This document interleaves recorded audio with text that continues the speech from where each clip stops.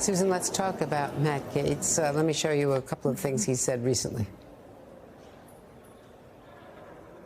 It's been very clear, my thoughts on Matt Gaetz. I think he's an egotistical maniac. If we're going to continue to have clowns like Matt Gaetz as part of the Republican conference, as part of this Congress, then you're going to have rules in place that prevent him from doing his charade every single week. Matt Gaetz and those hardliners, they're a real problem. And I don't think the pyromaniacs are going to be satisfied after they've burned down one house. I think they're going to have an itching to go burn down a couple more. Well, I got that wrong. It was people talking about how much they really love Matt Gaetz. No, it's all the criticism of Matt Gaetz, sorry. But in any case, talk about him and how unpopular he is. But in a 4-seat majority, any one man is either a kingmaker or a king breaker, and that's what he's proved. These weren't Democrats saying these things about Matt Gaetz. These were his fellow Republicans. Right. He is one of the least popular members of Congress. And yet he is the first person in history to manage to oust the Speaker of the House. So for an unpopular guy, he's managed to do a pretty big thing. And he can't be dismissed. He can't be dismissed because the majority is so slight there.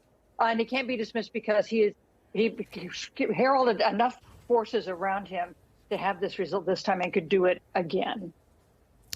Eugene, the Politico playbook, which you edit, you are one of the chief editors of it, had an interesting list of strengths and weaknesses of the two people running for Speaker. Congressman Scalise, well-liked, battle-tested, a good fundraiser, but you point out two old feuds, including with Kevin McCarthy. Jim Jordan has the support of the MAGA caucus. Trump likes him, but he's divisive. You call him a chaos agent as it relates to budget potential shutdowns. So where do you go? Some other candidate? There could be others, right, that we're still kind of at the beginning, but these are the two guys who folks are talking about the most. These are the two guys who said they want to do it. They've officially thrown their hat in the ring. But they, as Garrett was saying, are going to have the exact same problem that Kevin McCarthy had when trying to be Speaker. How do you get to 218? When you look at Steve Scalise, he is not the same as Kevin McCarthy, but he is someone who people see a little bit more as a moderate. He's very conservative, but he's someone who thinks this kind of has to work. Whereas like Jim Jordan, that is not the case. If you would have told me recently that Jim Jordan would have told Ali Vitale that he needs to bring folks together, that's not what he has been known for years. But that's changed over the last year and a half or so.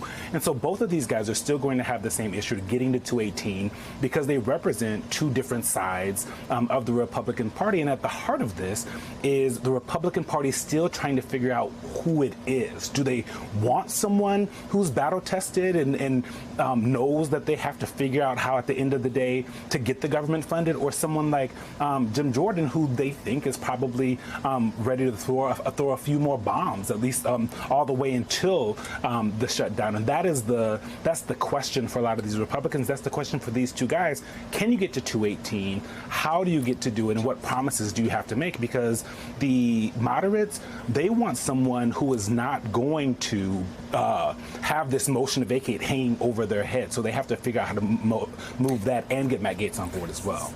Susan Page, jump in here because you're the expert, the biographer of Speaker Pelosi. She had the same margins. She managed that caucus. We all thought that, or people thought that the squad and others on left and right side were going to, handcuff her. They didn't. Yeah, she had iron control of her caucus, and she did that in part by never bringing up a vote she didn't think she could win. She did it by using fundraising. I mean, she was really a totally different sort of leader, a much stronger leader than Kevin McCarthy ever was.